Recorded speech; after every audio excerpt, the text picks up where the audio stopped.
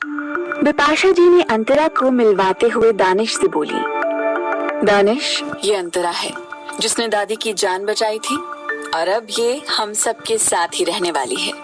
दानिश ने कैजुअली अंतरा के चेहरे को देखा और भावहीन होकर बोला, welcome miss silly girl. Silly girl उसने धीरे से कहा था, जो सिर्फ अंतरा ने ही सुना था। ये कहकर दानिश हल्की सी स्माइल करते हुए फिर ब्रेकफास्ट करने लगा और वहीं उसके मुंह से खुद के लिए सिली गर्ल नाम सुनकर अंतरा की आंखें छोटी हो गईं और उसने मन ही मन दानिश को कोसते हुए कहा, ये अपने आप को समझते क्या है? आखिर ऐसे कैसे मुझे इस नाम से बुला सकते हैं? क्या करूं मैं इनका? वो मन ही मन खुद से ही कहे जा रही थी कि उसे एक बार फिर बिपाशा जी की आवाज सुनाई दी, जो उसी से कह रही थी, अंतरा बेटा, ये मेरा छोटा बेटा दानिश है। अंतरा ने अभी तक अपनी नजरें उठाकर दानिश को ठीक से नहीं देखा था और फिर वहीं बिपाशा जी के मुंह से छोटा बेटा सुनकर अंतरा को तो जैसे अब इस घर से भाग जाने का मन कर रहा था। उसे खुद की ही किस्मत पर अब रोना आ रहा था, पर उसने अपने चेहरे से कुछ जताया नहीं और बिना अपनी नजरें उठाए धीरे से में जवाब दिया। दानिश की उसे खुद की तरफ एक बार भी न देखता नोटिस करके भौहें तन गई और उसने लगातार अंतरा को देखते हुए मन ही मन कहा, ओह, तो सिली गर्ल के अंदर एटीट्यूड भी है, इंटरेस्टिंग। ये कहकर वो फिर से अपना ब्रेकफास्ट करने लगा। तभी ध्रुव ने खाते हुए दानिश से पूछा, तो आज कॉलेज या ऑफिस जाओगे दानिश? दानिश ने कैजुअली जवाब दिया, कॉलेज, क्योंकि ऑफिस का काम मेरा असिस्टेंट कुछ दिन संभालेगा और मैं अब कॉलेज जाऊंगा। दानिश ने बहुत कम उम्र से ही फैमिली बिजनेस को संभाल लिया था, जिस वजह से वो अपने मास्टर्स अब कर रहा था। ऑफिस का काम ज्यादा होने की वजह से उसने विदेश से मास्टर्स नहीं किया और यहीं खुद के ही कॉलेज से मास्टर्स करने लगा और इस बार उसका लास्ट ईयर था। उसकी बात सुनकर ध्रुव अंतरा की तरफ देखते हुए बोला, अंतरा, तुम दानिश के साथ ही कॉलेज चली जाओ और सब वहाँ का देख लो, फिर आज से ही ज्वाइन कर लो। वो हमारा ही कॉलेज है, जिस वजह से हमने पहले ही तुम्हारे लिए बात कर ली है। उसकी इस बात से अंतरा खुश तो हो गई कि वो अब सबकी तरह कॉलेज जाएगी, पर दानिश के साथ जाने की बात सुनकर उसके गले में खाना अटक सा गया और वो खांसने लगी। दानिश, जो कि काफी देर से उसे ही नोटिस कर रहा था, अंतरा को ऐसे खांसता देखकर उसने उसकी तरफ पानी का ग्लास बढ़ा दिया, पर उससे पहले ही ध्रुव उसे पानी पिलाने लगा। अंतरा भी जल्दी जल्दी पानी पीने लगी, पर वहीं दानिश को ये सब देखकर बिल्कुल भी अच्छा नहीं लगा। उसे अंतरा का यूं ध्रुव के हाथ से पानी पीना बिल्कुल पसंद नहीं आया। उसे एक जलन सी महसूस हुई, पर उसके चेहरे पर कोई भाव नहीं था। पर उसकी पकड़ ग्लास पर कस जरूर गई थी और उसकी नजर सिर्फ ध्रुव के उन हाथों पर थी जिससे उसने अंतरा की पीठ को रब किया था। कुछ देर बाद अंतरा नॉर्मल हो गई और धीरे से ध्रुव से बोली, आप नहीं चल सकते क्या हमारे साथ? अगर आपको काम ना हो तो प्लीज आप चलिए, आप चलेंगे तो मुझे अच्छा लगेगा।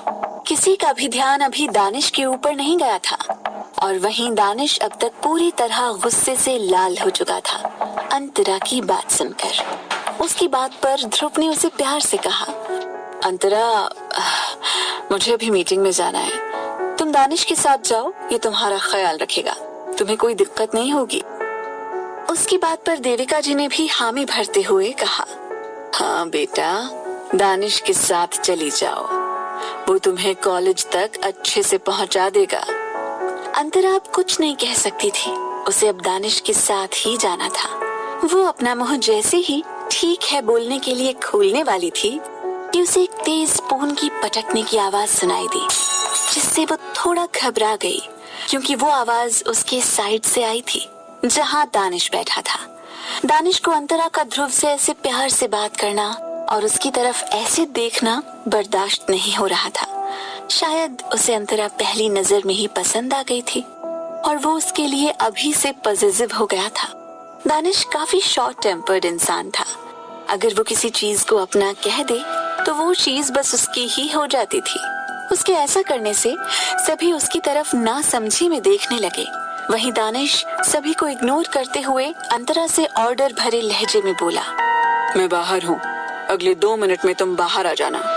ये कहकर वो वहाँ से चला गया। दानिश के ऐसे बिहेवियर से सभी घर वाले वाकिफ थे। उसे छोटी छोटी बात पर गुस्सा आ जाया करता था, इसलिए फिर किसी ने कुछ नहीं कहा। पर देविका जी के चेहरे पर एक अनकही मुस्कुराहट थी। फिर ध्रुव ने अंतरा से कहा, तुम अब जाओ, उसे लेट होना बिल्कुल पसंद नहीं है। अंतरा को अब दानिश जैसे सनकी इंसान से डर लगने लगा था। उसका मन नहीं था उसके साथ जाने का, पर सबके कहने पर वो उठी और फिर हाँ में सिर हिलाकर अपने बैग को लेकर बाहर चली गई। गेट पर एक न्यू ब्लैक स्पोर्ट्स कार खड़ी थी और उसी से टिककर दानिश अपनी पैंट की पॉकेट में हाथ डाले खड़ा था। वो किसी से कॉल पर बात कर रहा था। दानिश की पर्सनालिटी कमाल की थी। वो उस धूप में एक अलग तरह से ही शाइन कर रहा था। पर अंतरा ने अभी तक आंखें नीचे कर रखी थी और अपने बैग को कस कर पकड़कर उसके पास धीरे धीरे जा रही थी। दानिश को कदमों की आहट हुई। उसने पीछे पलट कर देखा तो वहाँ अंतरा उसी के पास आ रही थी। उसे देखते ही दानिश के चेहरे के भाव बदल गए और वो उस इंसान का कॉल कट करके अंतरा को घूरने लगा। अंतरा उससे थोड़ी दूरी बनाकर खड़ी हो गई। दानिश उसे घूर कर देखते हुए बोला, मुझ में कांटे लगे हैं जो मुझसे इतना दूर होकर खड़ी हो। उसकी बातों में एक चिढ़ और तंज दोनों था। अंतरा को उसकी बात बिल्कुल समझ में नहीं आई और वो फिर बिना उसकी तरफ देखते हुए धीरे से बोली, हमें अब चलना चाहिए वरना हम लेट हो जाएंगे। उसकी बात सुनकर दानिश का पारा और चढ़ गया और उसे फील हुआ कि अंतरा ने उसकी बातों को इग्नोर किया, जिस वजह से वो उसके करीब जाने लगा।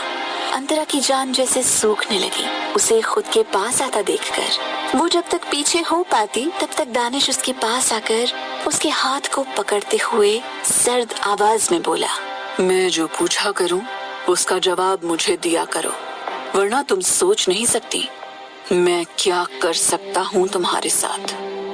अंतरा एकदम से सहम गई उसकी बात सुनकर, पर वो खुद को संभालते हुए उससे अपना हाथ छुड़ाकर बोली, ये क्या कर रहे हैं आप? छोड़ दीजिए मुझे, मैं आपकी ऐसी बदतमीजी सहन नहीं करूंगी, समझे आप? दानिश का इरादा अंतरा को छोड़ने का लग ही नहीं रहा था और उसकी पकड़ अंतरा की नाजुक कलाई पर कस गई। अंतरा की आंखें अब नम हो गईं। उसे दानिश किसी शैतान से कम नहीं लग रहा था। तभी दानिश ने उससे दांत पीसते हुए कहा, look at me silly girl. Antara ने अभी तक उसकी तरफ नहीं देखा था, जिस वजह से दानिश को ये बर्दाश्त नहीं हो रहा था। वहीं अंतरा से अब दानिश की ये जबरदस्ती सहन नहीं हुई और उसने दानिश की तरफ अपनी आंसू भरी आंखों से देखते हुए कहा, क्या चाहते हैं आप मुझसे? जब से आप मिले हैं तब से मुझे तकलीफ दे रहे हैं। मुझे आप जरा भी पसंद नहीं, मुझे आपकी शक्ल तक देखना मंजूर नहीं, छोड़िए मुझे। ये कहकर अंतरा खुद के हाथ को दानिश से छुड़ाने लगी। वहीं दानिश अंतरा की बातें सुनकर गुस्से से अपनी पकड़ उसकी कलाई पर कसने लगा और उसकी आंखों में देखते हुए सर्द आवाज में बोला, अफसोस अब तुम्हें दिन रात मेरी यही शक्ल देखनी पड़ेगी सिली गर्ल, और जो मैं अब कह रहा हूँ उसे ध्यान से सुनो।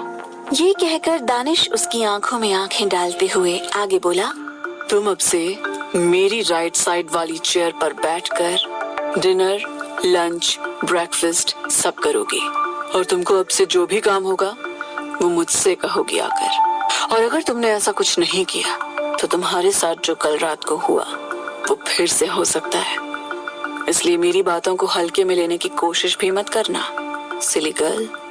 दानिश के लहजे में धमकी सुनकर अंतरा हल्की सी कांप गई। वो परेशान हो चुकी थी। उसे दानिश की हरकतें और बातें कुछ समझ नहीं आ रही थी। उसे दानिश की बातों से डर लग रहा था। वो मन ही मन अब इतना सोच चुकी थी कि वो जल्द से जल्द देविका जी को दानिश के बारे में सब बता देगी, जिससे दानिश शायद उसका पीछा छोड़ दे। अंतरा मन ही मन ये सोच रही थी कि उसे दानिश की जलती नजरें खुद पर महसूस हुई और उसने फिर दानिश को देखा। फिर अंतरा ने इस वक्त बात को ज्यादा आगे ना बढ़ाते हुए खामोशी से अपना सिर हिला दिया।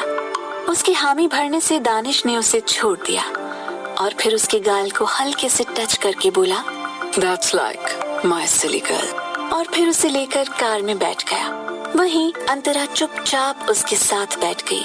उसकी आंखें अभी भी नम थी। वो खामोशी से विंडो से सट कर बैठी थी। उसे बिल्कुल नहीं पता था कि उसकी लाइफ में एक ऐसा इंसान आ जाएगा जो उसकी हर एक चीज डिसाइड करेगा। वो अब किसी तरह देविका जी से बात करके दानिश से अपना पीछा छुड़ा लेना चाहती थी, और जिसके लिए आज रात को ही वो उनसे बात करने वाली थी। कार में शांति थी।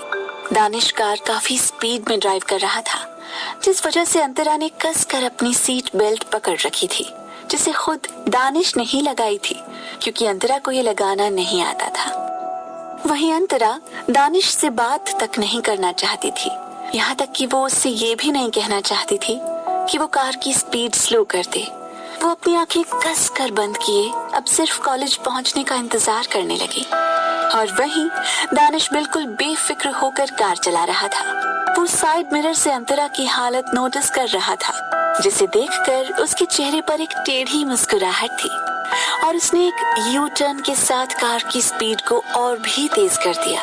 अंतरा की सांसें अब उसके गले में अटक गईं। उससे अब और रहा नहीं गया, जिस वजह से उसने चिल्लाते हुए कहा, कार रोकिए, मुझे कहीं नहीं जाना आपके साथ, आप अभी के अभी कार रोकिए।